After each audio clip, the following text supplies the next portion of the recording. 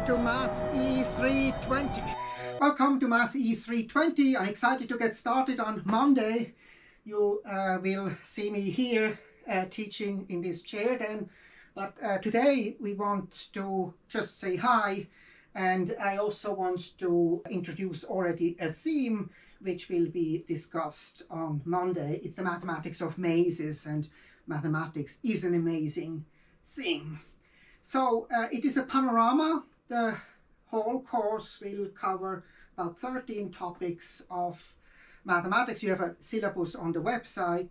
And we have a historical focus. We look at the history primarily and also look at it in the context of teaching. I can move this screen here and will be able also to sometimes use the board, which is nice. And so that's my office here. So this is the screen when moved over here, so I can actually, with Zoom, I can also use the board. We will see lots of documents, mathematical documents, starting with here the Ashango bone, where mathematicians started to count and then to do mathematics and to do geometry, etc., etc. So there are exciting things in the history of mathematics, and it's a very, very cultural thing.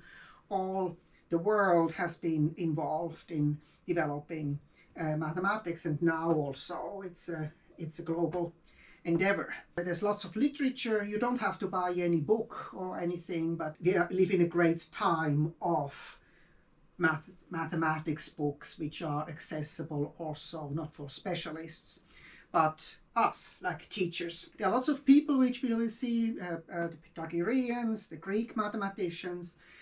These are more modern. This is from 1950 here at Harvard. There's also a lot of drama, mathematicians who get killed, teach queens and kings and rivalries and even shooting, etc. We see also some computer science. History of computer science is extremely exciting and related to mathematics. Ada Lovelace worked with Babbage, and this is a machine which was just until recently here. This is the first part. Let me just close this so that this can be synced. And I'm continuing now without the computer, and we'll say something about mazes, about the mathematics of mazes. I do this course since 11 years, and always I'm doing some mystery topic in the first hour. Something which just interests me. So mathematically, a maze is actually given as a tree, a subtree, a spanning subtree of a graph. So this is a graph. These are nodes here of the graph, and the yellow thing, that's a tree.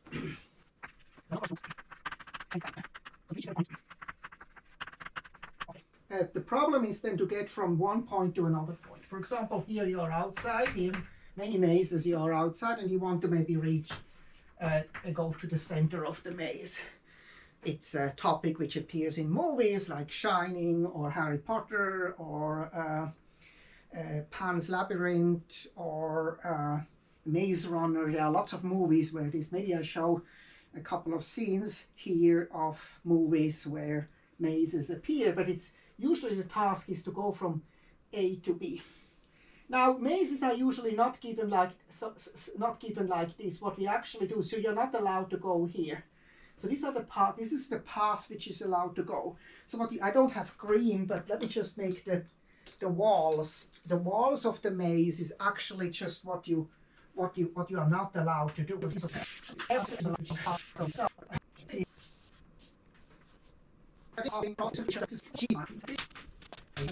In some mazes, especially ancient mazes which have survived, thousands of years old, walls. So like in Maze Runner there are walls. So you cannot cross here through, but what you can do is you can go on the path. It's a metaphor for life, right? So you go and so you go. Let me just trace it. So I'm going. I'm stuck. I go here. I'm stuck here. I go here. Now I'm actually here. And we have solved the riddle. Of course, you can make these mazes very complicated. The G is a spanning tree. and G prime, this is the dual tree. It is also a tree. So what you can do is, from this I'm not going into the details, we might be able to discuss that in class. What you can deduce from this is